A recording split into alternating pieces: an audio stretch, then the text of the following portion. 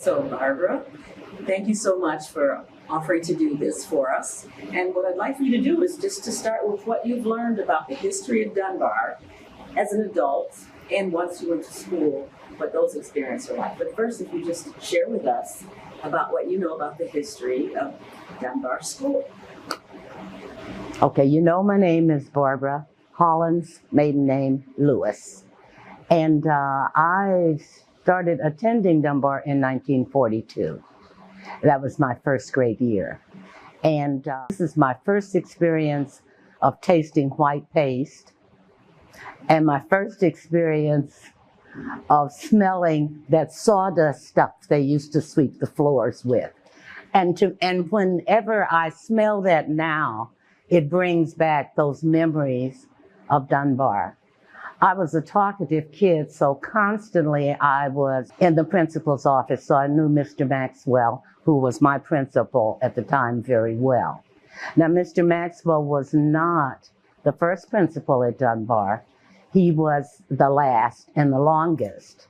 The first principal was Cicero Simmons, and he started what Dunbar was actually not the first segregated school.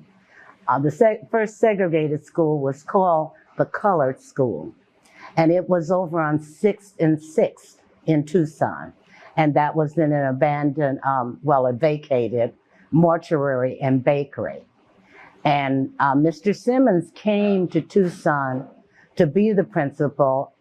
He was recommended by Booker T. Washington, and that held a lot of sway for getting him the job.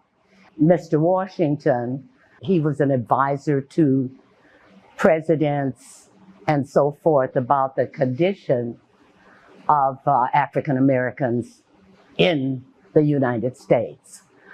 So anyway, Mr. Simmons came because of health. Actually, he wanted to come because of health reasons.